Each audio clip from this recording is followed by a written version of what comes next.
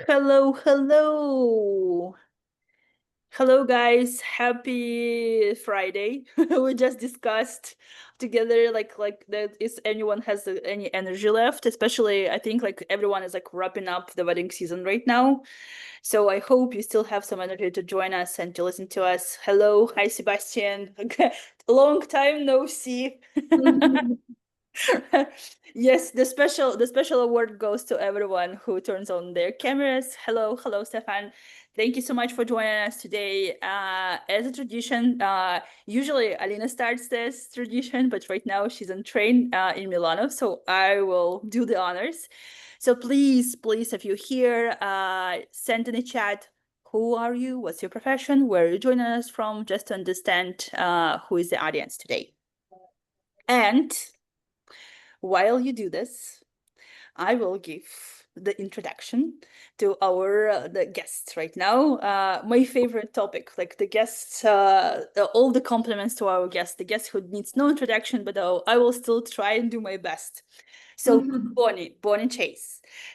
She is the founder and CEO of Bliss Events or Events by Bliss, like as you know and follow her on Instagram. She is a luxury destination weddings and event planner based in Cabo, Mexico, but actually she's expanding globally. We know about some European project of yours. They've over, I want to say, decade of experience, right? You've been in the industry for 11 years. Bonnie, actually, I want to say that she's a true visionary because we had an honor to get to know her closely during our mastermind program. But I want to say that she is a mastermind. She is a hands-on leader with a big team. She is deeply committed to understanding couples' dreams and transforming it into unforgettable experiences. Besides her agency, she also the owner of the venue Baja Luna, which we included in the top list of the Mexican venues. And honestly, I wanted to visit it one day so badly. It's one of my favorite ones. You have to check it out. Alex will help me with Instagram links. I know. Thank you. And yes, once again, Bonnie is known for her design forward high-end weddings that have been featured on some leading platforms like FedVibes, Vogue, Brights, etc. And today's topic is how we never went over the budget. And when I thought about this topic, I know you guys will agree with me. It's actually one of the biggest challenges in the industry, earning the client's trust when it comes to money. Because whenever they Google each one of your services, it usually comes up so on a much lower scale, let's say. And especially in terms of the planners. For planners, you actually, it's a huge, I want to say, responsibility for you, right? To never overspend or like to push them out of what they do not want to do. So today Bonnie will guide us through like her own experience because she is known for managing clients' expectations. So she will give us the glimpse into her strategy, into transparency and creativity, how to create the events and still like deliver their expectations and let clients to be and stay in their comfort zone. So thank you, Bonnie, for joining us today. Thank you for having me. This is so fun. Yeah, and welcome everyone. I can see some of your greetings in the chat, so welcome. Okay, so Bonnie, now the floor is yours. I know that you prepared the deck for us, so go ahead. We're here for you. Great.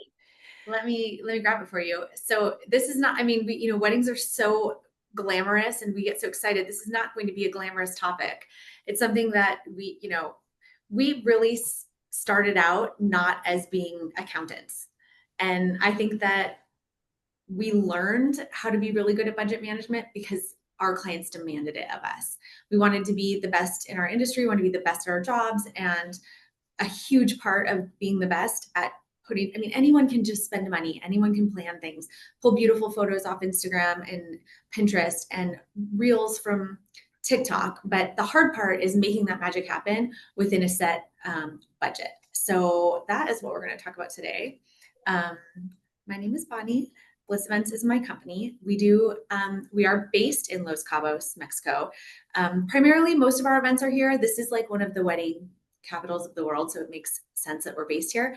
But we are a true destination planning company, and so we are happy to travel anywhere that a couple wants to get married or anywhere they want to take us. And through planning more than 450 weddings, we think we have learned the secret sauce for what makes a wedding go from being great to being exceptional. And the answer is just learning how to make every single penny count and stretch the budget as far as possible. This means taking a little bit more time, doing some extra research. It's more work.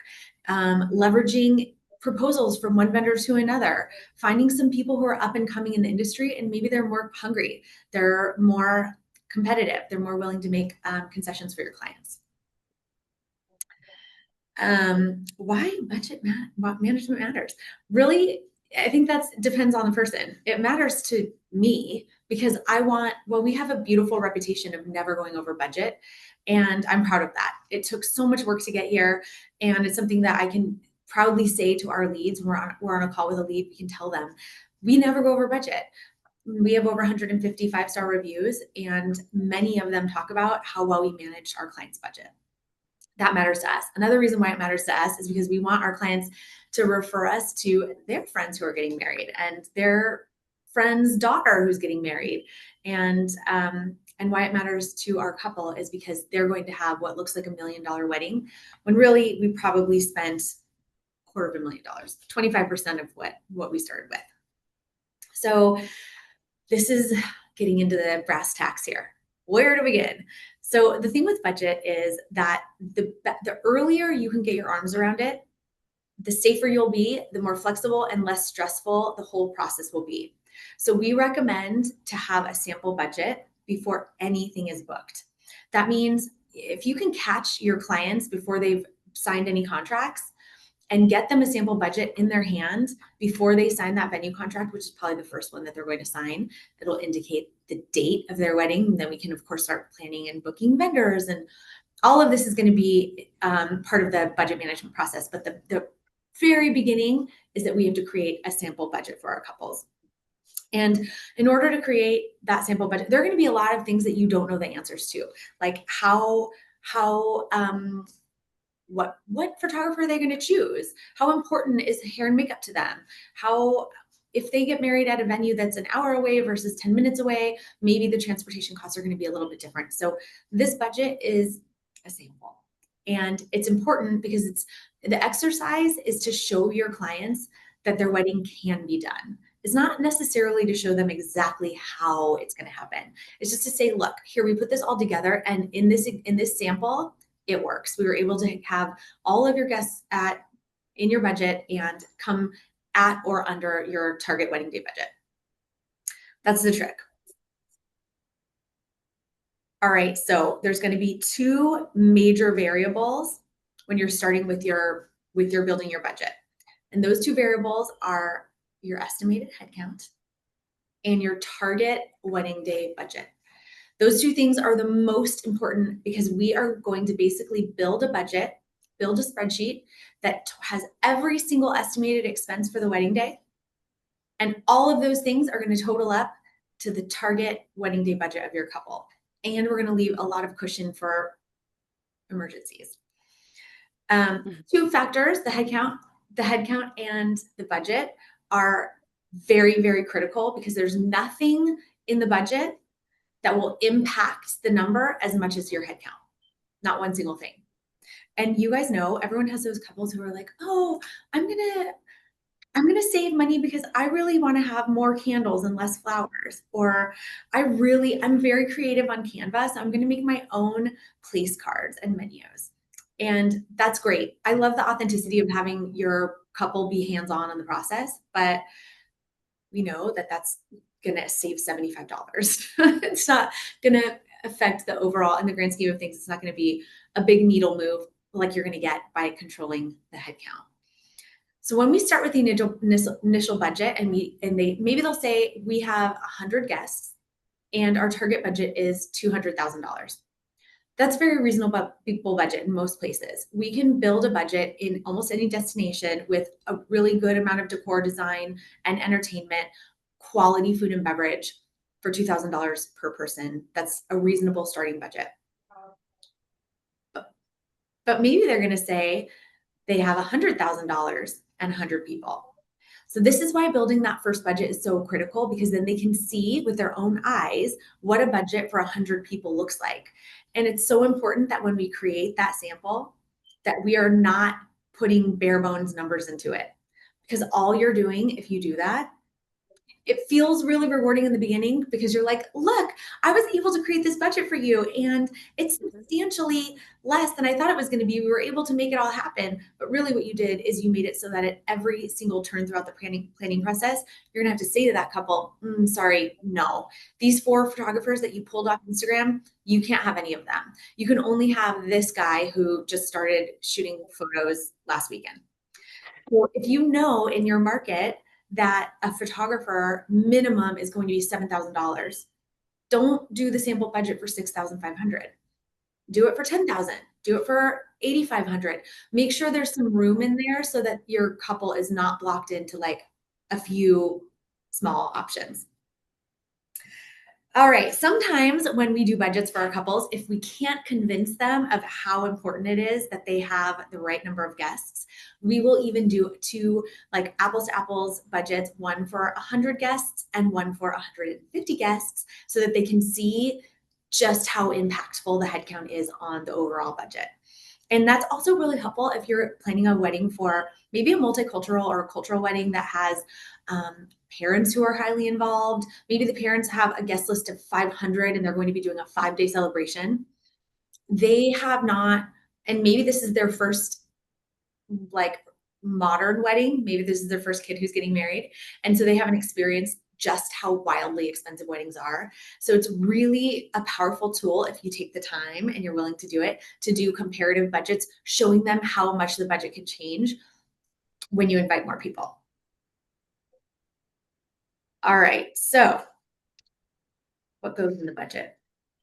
This slide should really say what doesn't belong in the budget, because I feel like we all know what goes in here. Of course, we want the budget to be every single thing that your guests, your couple is going to spend on wedding day. Planner, photo, video, hair and makeup, entertainment, venue fees, food and beverage, rentals, florals, lighting, audio, signage, stationery, transportation, you name it. If they're spending it on wedding day, it needs to go in this budget. And then we also need to make sure we're really careful to add service fees, taxes, any costs that are going to happen on wedding day need to be in there and then some. It's better to overcompensate. Like it's better to have more items in your budget than your guests or your couple even need than the other way. Because then if they say, we don't really need that, you can remove it and free up some space in the budget, but it's really hard to add things in later.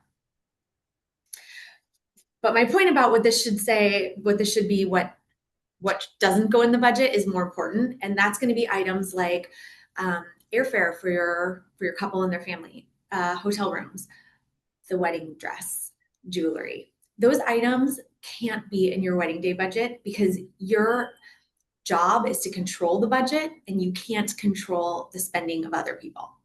So if your couple says, does that make sense? Like you don't want to budget $8,000 for a wedding dress and then they go and find their dream dress and it's $12,000. And now you are dealing with the $4,000 deficit on your budget that you shouldn't have to deal with. So a better solution to that is if the clients say to you, I have $200,000, but it needs to include my hotel, my flights, and my dress, then we should identify how much of that budget they need for those items and just remove it from your budget.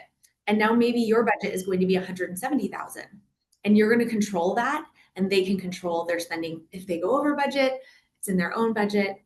Everyone's happy. Well, some people are happy. Yeah, I'm just sending the question to like all the planners in the room. Like, do you actually include your gowns and jewelry in your budget? So like you can, like while Bonnie is talking, like you can actually give your perspective or like your comments in the chat and we will come back to it later.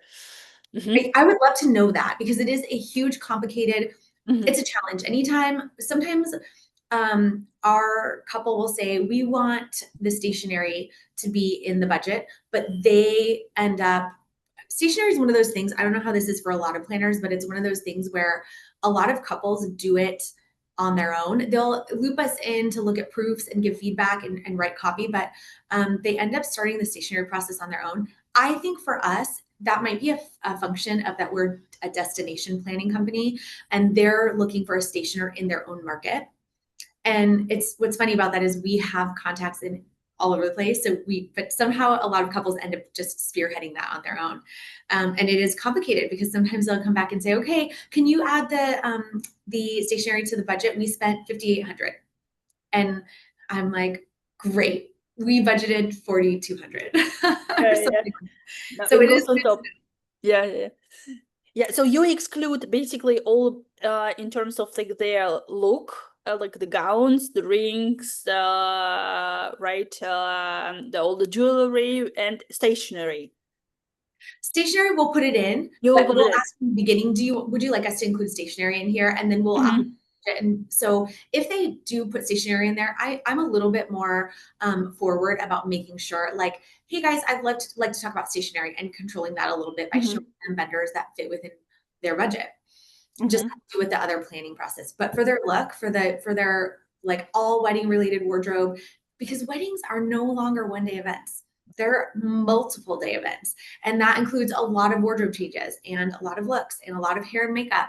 And how we tackle that, this could be a 4-day podcast. how we tackle that in terms of budget is we create a completely separate budget for each event. And we ask our clients to give us a target budget for each event. Sometimes it's very easy because one partner's family will host one event and the other partner's family will host another event and they each have a budget. Sometimes the families have all just thrown in their contribution. The couple's adding some money. They have one big pile of a budget and they ask us to put it all in one. And this is all very customizable. But it's important that we ask the question in the beginning. Do you have any extra events that need to go into this budget? We have to know that. Yeah, and also like the question to you, Bonya, while we're still like on like let's say the first stage of planning, I love that you included the budget examples. I can see that Adriana also does the same. And you estimated on the number of guests. Because I feel like a lot of clients they choose by the pictures, like on something that they found on Pinterest board or maybe in your portfolio. Do you have it in your experience and you can show some of the projects and give them the estimate? Like, okay, you know, like this project of ours actually costs something, or you don't do it. We do it, but we don't do it by quoting exact numbers. There are some gray areas about quoting exact numbers. And the reason is because photos are now highly public and budgeting is highly private. And we have a big responsibility as the project manager of this wedding plan to be extremely discreet about the spending and the budgeting. So if I were to show this photo, for example, one of my favorite weddings, and I were to say this wedding, the budget was X, someone could easily find this wedding on my Instagram, determine who they are, it was, and see what their budget was. And I find that like a little bit of a violation of privacy. So we have to be really careful. So what we do instead is we tell our couples that for a destination wedding in Cabo, if we're in Cabo, because it changes depending on the market. But you know, in your own market, if you plan mostly in one market, what their minimum per person budget is going to be. So I can tell a new lead that I'm having a call with that they should plan for a wedding at this hotel, for example. They should plan for a minimum of $1,500 per person for that wedding day budget, minimum. And that's going to be for a relatively simple wedding. Everything will be covered, but nothing will be over the top and not a lot of bells and whistles. So by giving them that information, I've armed them with a little clarity on what they can expect, but I haven't actually priced an exact wedding for them. But I will tell them if I know, because people trust me with budget because we have such a great track record, and why it's so important for everybody who's listening to this to start gaining their own track record for having a perfect record of never going over budget. Or maybe it's like just the last few weddings that don't go over budget. And you can say like, we don't go over budget. But the point is that when your couple trusts you, you can say to them, this scenario that you showed me in this photo, this can be done within your budget. We need to be reasonable about how we spend money on certain things. Maybe we don't do like an ultra premium bar for 8 hours. Maybe we do like just an international bar, which is totally fine for a wedding. But we can show them ways that we can achieve their dream vision within their budget without disclosing other couples' budgets, if that makes sense.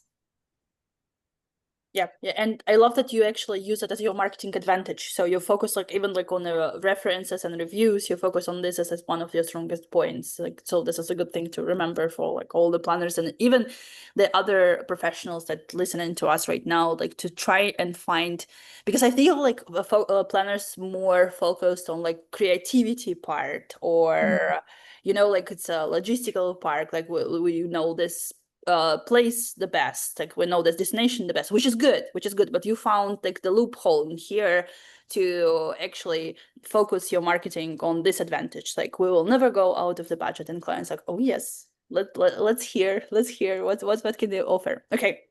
Yeah, and it is a really good selling tool. Honestly, our parents, the parents of our couples, our younger couples love this because they feel safe with us, you know, managing their budget. And couples now, we're getting into, this is a whole other topic. We're getting into this Gen Z couple, and they are a whole other animal of couples who are getting married, and they behave differently. They have different opinions about work and money and time management and budget management. So it is a learning curve, but the magical part about this is that if you get really good at managing a budget, everyone's going to love it. There's nobody that's going to hate it, which is good. So throughout the planning process, this is the trick. You've already done all the work. You created this sample budget, and it wasn't just a selling tool to sell the couple, the lead, hey, we can totally make your wedding happen in this budget. You created it to be a tool, a planning tool, a roadmap for yourself and your team throughout the planning process. So when you go to step one, let's say you're at venue. We know what you have budgeted for venue. So you can look at venues that fit within that budget and show them options that work for them. We get to photo. We can show them within reason photographers that fit within their budget. If they go over by a little bit, it's not the end of the world, because then you can go into a different area of that budget and you can make a shift to accommodate it so that we're still under. And that's why it's important that we prioritize booking the things that are most important to your couples first. And then we save the things that are less important to them for the end. And we use what's left in the budget to make sure that they get done simply and beautifully, but not wasting any budget unnecessarily, if that makes sense. And then while we're budgeting, while we're planning, every single time you're going to book something, you're going to go check the budget first and see what your budget is for that. Find vendors, find resources that fit that budget. Then once your client has booked that person or service, you'll go back to the budget and update the number with the actual number that was spent. So now the budget is slowly starting to evolve from a sample estimate to being an actual real budget. It's like your budget is like a member of your planning team. It's alive, it evolves, it changes, it grows, and it should be part of every meeting, every conversation. It's boring.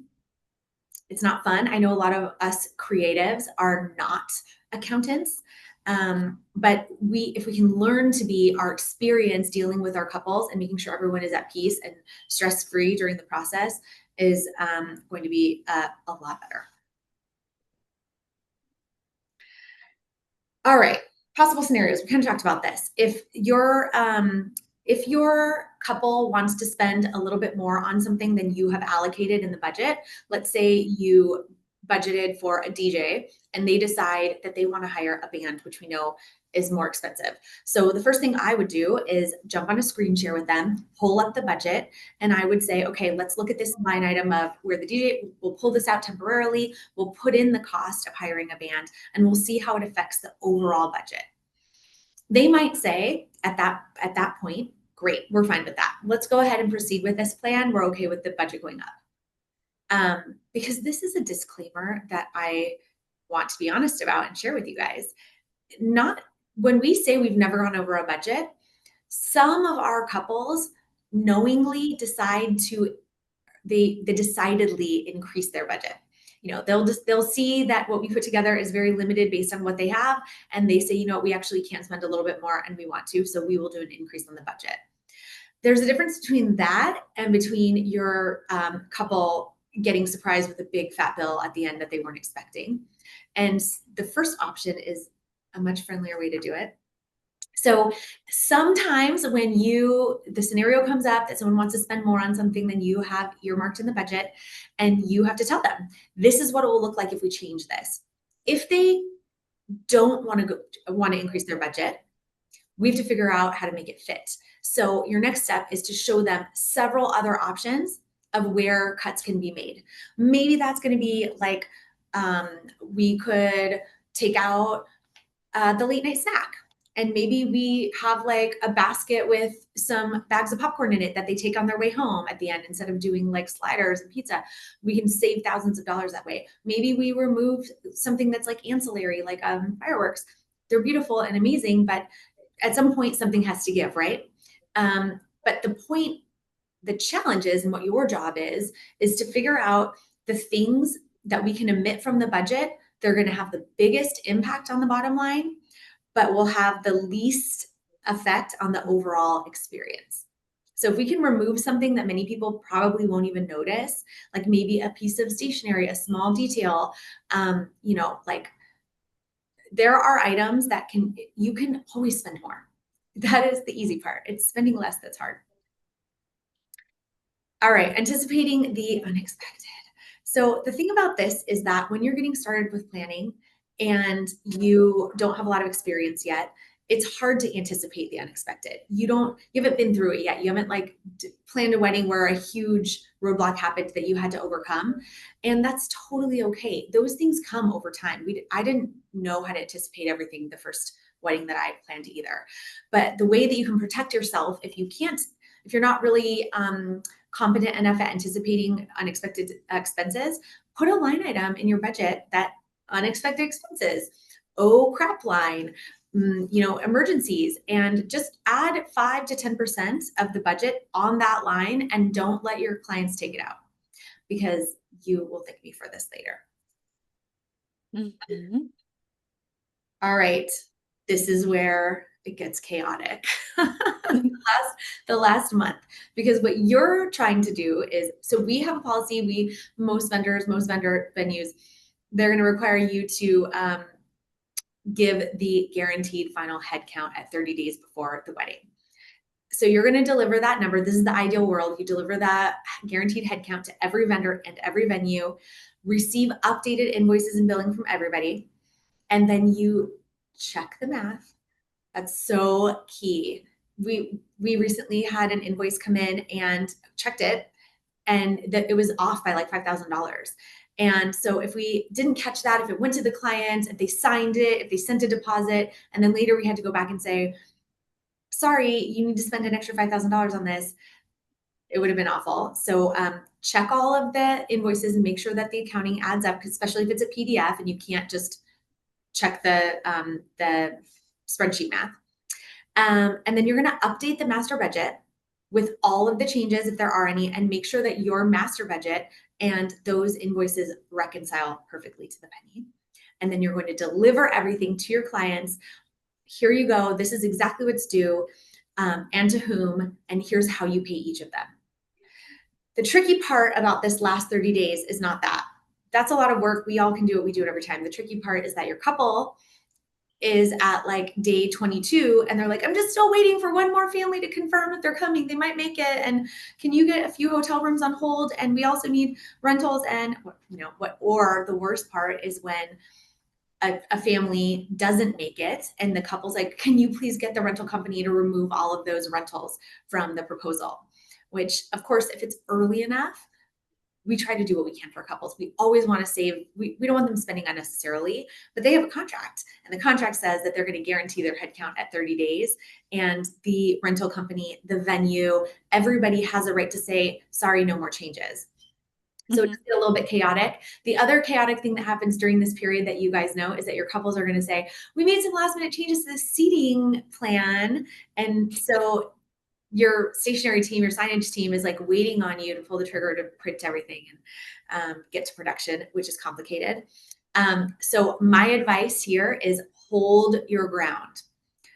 You don't have to be the bad guy. You can say like, these vendors are very busy. We want them to do their best job performing for us. And they are not going to do their best job if we don't set them up for success. We have to deliver the final headcount as early as possible, and we can't change it. This is important. And if you can do that, it's we always want to say yes. We want to tell our clients You yes. can hold your ground. Tell them no, we cannot make changes. It will make your last 30 days a lot better. Yeah, I believe like the worst part I have like some experience, and I used to be the planner a long time ago, and I remember we had like some cultural weddings, like Jewish, like Armenian or Indian, yeah. And we had several experiences that the guests actually invited their whole family like on the day, on the spot. So we had to figure out how to find an extra table, extra plate. Forget about stationery, forget about the flowers. It's just and also, Yeah. yeah, I'm sure you have the same experience. Yeah. Go ahead. Yeah, we are. I have had this experience. We've had, someday I'll tell you the story about when, and actually, Stephanie, who I saw on this call, was working with me at the time, and we had a hurricane, a very unexpected, unseasonable, late season hurricane happen on a wedding weekend, and we moved an entire 100-person wedding up an entire day. So like the chaos of it and like the ability to make magic happen. If someone shows up with 10 extra people, of course we can do it, but do we want to? Is it going to be like our best work and that stress level? And just like, maybe it'll be at like 90%, not 100. And we can circumvent those things from being complicated, or if we can keep the train on the tracks and plan ahead, it's so much better for everyone. Yeah, so it's like I see that Sebastian and Alex are having a dialogue. Yes, and happy to be just a photographer here in the chat. And also, I just wanted to also highlight one thing that I loved that you told us, that you actually basically having like the track of record in terms of like, here was an initial budget and here the price we booked it. I think it's a great psychological move for your clients, that you can say, like, here we actually saved a lot of money, which is great. Like, we're doing a great job. So maybe here we can actually spend a little more. And I love that you can actually compare this. I think it's a great form, like, experience, and once again, psychological hacks. Yeah, that's exactly, I love that. I love that part. I like for my couples to be able to see. The other thing that's really important, and I cannot stress this enough, like, do your budget in a Google Doc, because if in the end your client, because things happen, says, well, you didn't tell me, you told me that this was possible, you can go back to the initial version of that budget and you can say, this was the first budget you had. Everybody can see the different versions.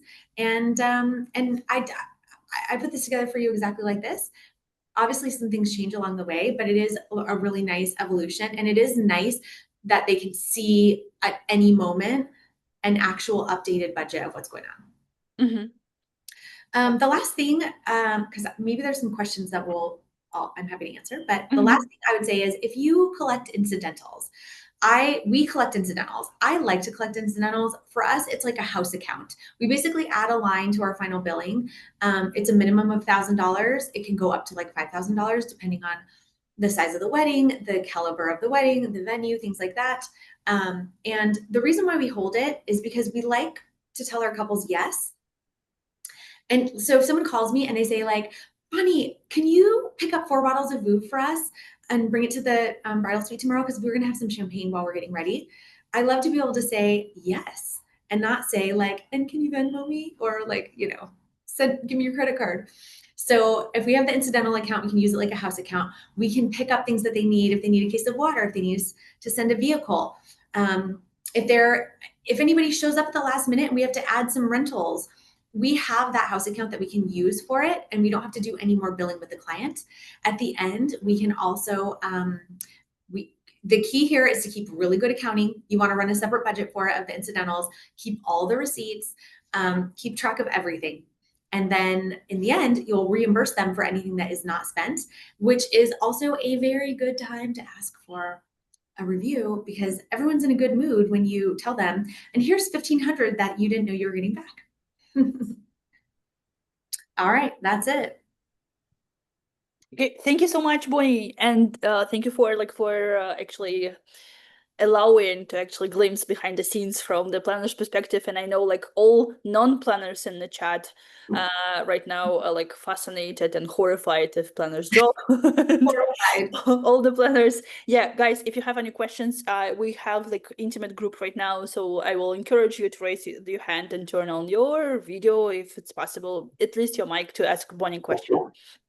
Uh, I will start because what I was wondering, because we do work with like so many professionals in the industry, and I know that they change their prices from season to season. Maybe sometimes something happened that I don't know, like their reel went viral and they just expanding or like growing, raising their prices. How do you stay? Because like you have to know what changed in the industry. You have to know, or maybe like what's happening in the US with tariffs, and right now like all the prices for fabric, for flowers, they just blowing up. How do you stay like relevant with all the prices to understand, like to give the proper estimate to your clients?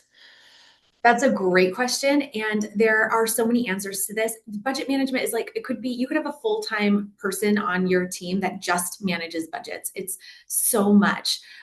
So there are multiple facets to that. The first one is the communication with your couple needs to be, this is a sample budget of estimates. It is not a quote. Are not quoted prices. We need to go out and get real quotes, and they might be off of this, but we do this all the time, so it's probably pretty on point. You know what I mean? Like we're giving them, we're being very transparent that we don't get to pick these prices, but we think these are probably accurate. That's the first thing. And then the second thing is that we need to, there's really, as best we can, stay on top of what's happening in the industry. So we know that prices usually don't change mid-season. They usually change around the first of the year. So early in the year, we at our team meetings, we talk about that we need to start checking on pricing with vendors, or if we have pricing and it's a little bit dated, we'll check with them on pricing just to see what it's like. And then the third thing that you can do to mitigate that is to cushion your sample budget. Inflation is probably not going to be more than 10% in a year unless, we went through a big boom in Cabo after the pandemic because a lot of people came here to get married. We didn't have to have vaccines. You didn't have to have a visa. US dollars, English speaking, easy access. Everybody came here.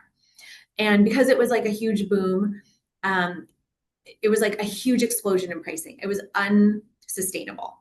And short of something like that happening, standard inflation should not be more than 10%. And so you could probably comfortably, if you think DJ is going to be 3,500, you could go to 4,000. And that cushion is plenty to give yourself some breathing room in case the prices are either a little bit higher than you expect, or if your couple's like, oh, and we would like to add a gobo and some cold fireworks.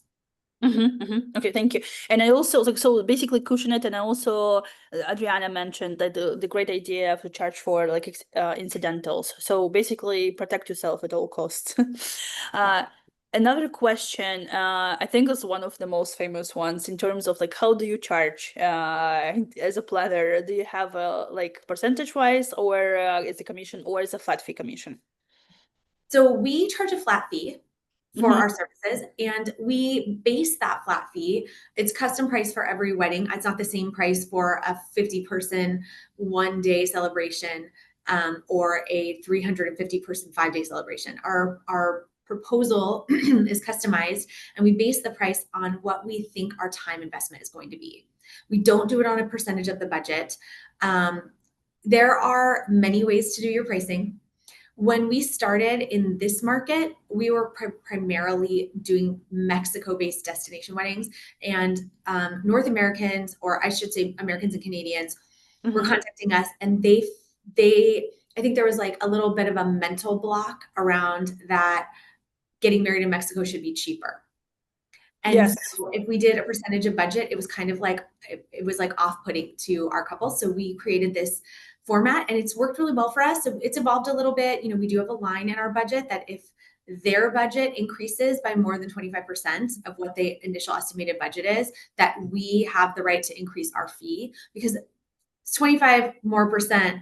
If that's $50,000 or more, spending that money takes time and effort from us. We have to do more research, talk to more vendors, more logistics, more planning, more organizing. All of that spending is going to mean more hours of work for us. So there's not a right or wrong way to do it, but for us, this flat fee with a little protection in our budget or in our contract, it works for us. Yeah, so once again, protect yourself, like the contract, like yeah, especially because we know that the budgets, they tend to actually grow, and yeah, because the clients maybe do not know in the beginning like how much they're gonna spend, or maybe they will love something so much and decided to expand it. Okay, another question. That's an interesting one. How do you ensure that clients don't take your sample budgets or concept and circulate them in the market to get cheaper quotes, or worse, use your ideas and then hire local vendors for a destination wedding, sidelining you entirely? So, great question. We don't insure it. We do have it in our contract that they cannot share our budgets, our mood boards, or anything like that publicly. So there's not a whole lot that you can do other than that to prevent it. Wait, What I I guess will it's say, just the 27 euro, it's very expensive. It's super black. Wait, Alina, I think I will mute you. I think she's yeah. Go ahead, Bonnie. Sorry. I was like, does Alina have a question for me? There's really no guaranteed way to prevent it from happening. But the thing is that, and the vendors on this call today could attest to this. If a client calls a florist directly, or if I call the florist and I'm the liaison, their job is going to be two totally different things. And there is not even a chance that they would rather work directly with the bride than work with a planner and a bride. We make their job way easier. We do a lot of the heavy lifting. We do a lot of the communication. They know how to work with us. They're comfortable with us. They trust us. Working directly with the client is very, very complicated. So Yes. what happens is the client, if they were to take our budget and go around to local vendors and book their own vendors, they're probably not going to, they're not going to get better prices than I could get for them. They won't have as a stress-free luxury planning experience. So I think it's a personal choice. I mean, that's not what you aim for, but it is possible. It is possible. Yeah. But I love the point that you made, because like everyone in this industry wants to work with a planner. They just know how hard it will be, like to work directly to the client. So it's like their choice, and yeah. Okay. Another question from Indy. At which stage do you share the Excel budget sheet? After the contract signed, or after the first call? I share a sample budget almost, I'm going to say like 75% of the time. Sometimes you have a couple who has a really limitless budget and there's no worry about it whatsoever. And so it's not necessary, but I almost always create a sample budget that comes with my proposal. So I'm showing them, here's how much I cost. Here's how much our services are to work with my team. And here's how your overall budget is going to look, including our fees.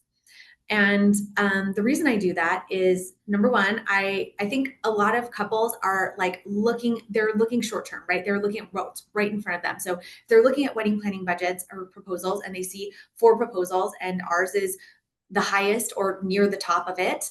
I don't want them to make a decision based on, because they think, oh, well, this is going to put us over budget. Because really, your planner is going to save you way more than they cost you.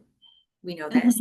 And I feel like having that sample budget does 2 things. One, it gives the confidence to the client that this budget can happen, the wedding can happen, and including our fees. That's the first thing. But the second thing that's really important is that I will not even give a proposal to a couple who has if their budget is not aligned with their vision and their headcount. If they have, $80,000 and they have 120 people and they want to get married in Cabo, I won't even give them a proposal. I'll give them a budget and show them what it looks like. And say like, you're going to have to do a budget increase if you want to get married, or if you want me to plan your wedding. And then, and so the answer to that question is, as early as possible is when I try to get a budget in their hand. Yeah, because basically it's like a face control for your clients, like if you were gonna work with them or not. So you have to understand if like, yeah, the prices are aligned. And we're also choosing if we want to work with them. Exactly. It's not Yes, just yeah, them selecting if they want to hire us, but we yeah, need to yeah. decide if it's a good fit for us. And it will be a nightmare if you let someone hire you who has, if their vision is not aligned with their budget. Mhm. And the follow-up question from Indy, and this is like the tricky one. Do you add a commission on the top of a vendor's fee? I know that the industry is divided. I know that for Europeans planners, it's totally normal. For Americans, they don't do that. What about you, Bonnie? So we do not require commissions. We don't add commissions on top of anything. We share in full transparency our invoices with our couples. They have the invoice, they have direct communication with the vendors.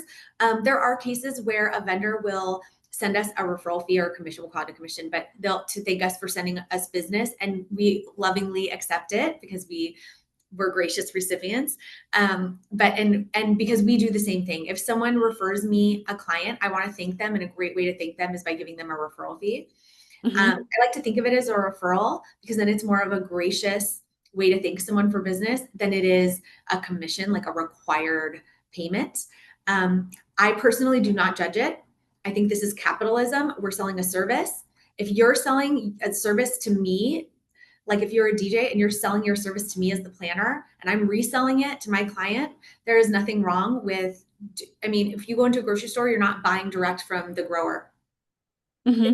Every time something changes hands, there's a markup, and this is capitalism. So I believe in that. I also believe in people having the freedom and ability to control their pricing and do what they want to do in their own business. So if you operate in that way and it's working for you, get it. I'm a fan. Yeah, it's just important to remember that nowadays, like everyone is transparent about the prices, and it's easier and easier to find the prices like directly from like the photographers, whatever, right? Makeup artists. So it's one the thing that important to check in mind. Okay, so it's more comment from Sarah than a question. Sarah, I'm the wedding planner from Portugal and often work with international clients. Some of the potential clients say they want to get married here because it's cheaper. The same thing that you mentioned, Bonnie, and it's always a bit of the challenge to explain how the budget really works. And I guess the question from me here, Bonnie, would be like, how do you still educate your clients? Like, do you do something maybe like on your social media? I know that you do a lot, or like writing articles. I know that right now it's I want to say it's one of the famous educational samples from planners.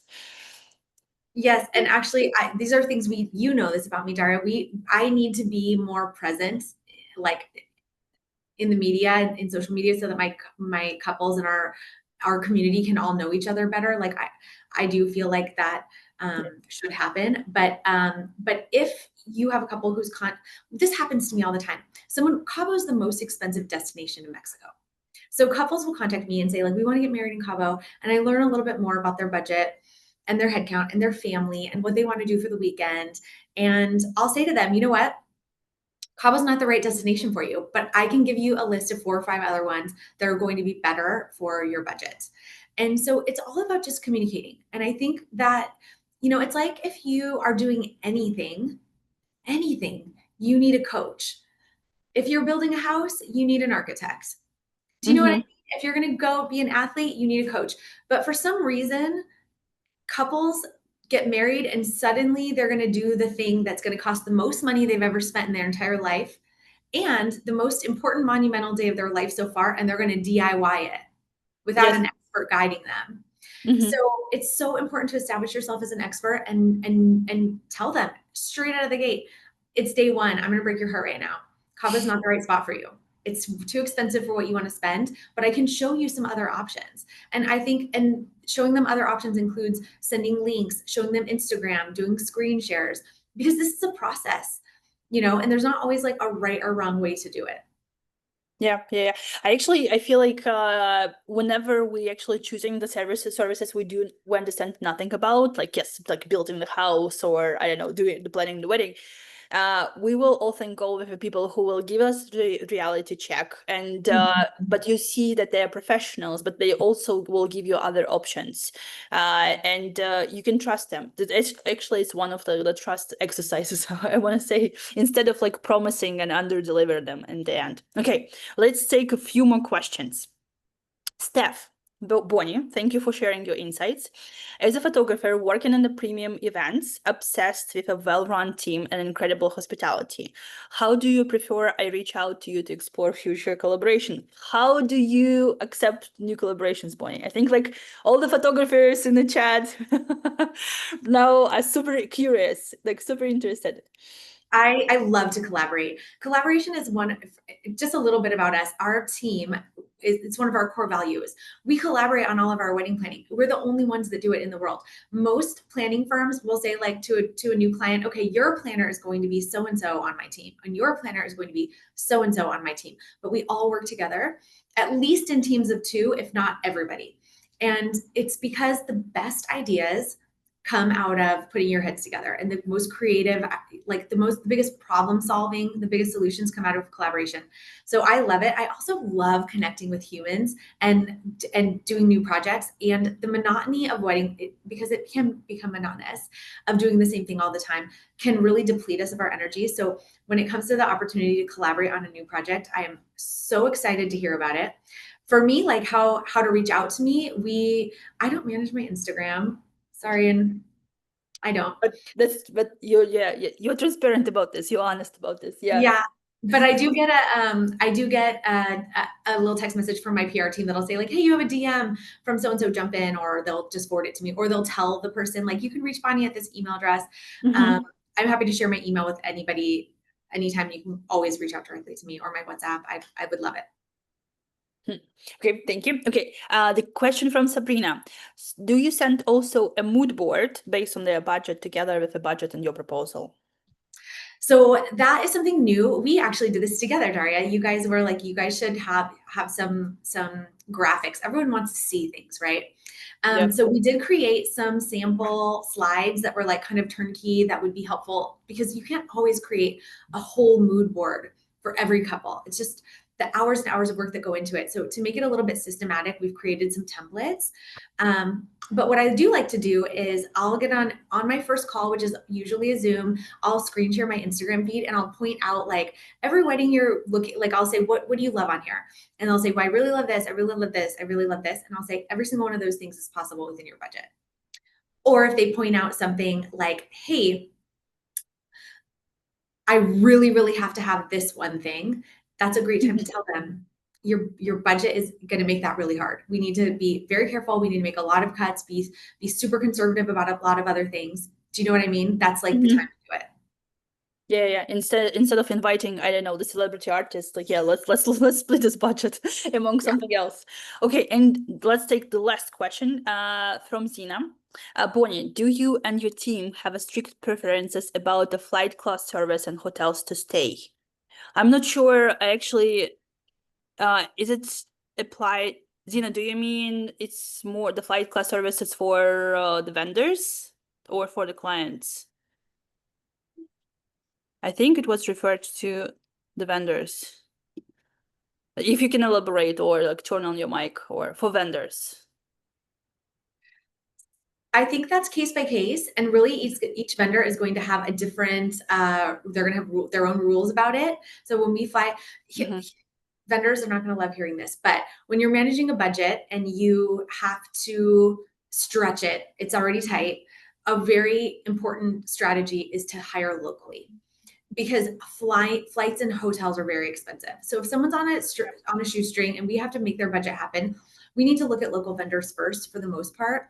There might be some exceptions. Obviously, our goal is not to plan shoestring weddings. We want to plan like $1 million weddings, and we want those weddings to be able to hire vendors from anywhere on the planet and bring them together to do an epic collaboration together for a wedding. And when we do those things, we are careful to make sure we read vendor contracts and we understand what their specs are, and we fill all their needs. Okay. Yep. Thank you so much. Thank you so much, Bonnie. Thank you everyone for joining us and for your questions. Once again, if you want to reach out to Bonnie, she has a PR team handling her Instagrams, but they can forward your message to her directly. And Bonnie, thank you so much for transparency, for all the examples, for giving us opportunity, yes, to once again get into the backstage and of your business, and once again be in awe of how much and work and dedication it actually takes from the planner to organize weddings. Thank you so much. Thank you for your time and your wisdom. Yeah, and we wish you the happy weekend, I think, at this point. Yes, it's time to send Bonnie some thank yous, so you can see they're flying in the chat. Yes. Thanks, guys. Yes, thank you. Have a wonderful weekend, everyone. Thank Bye, you. guys. Bye.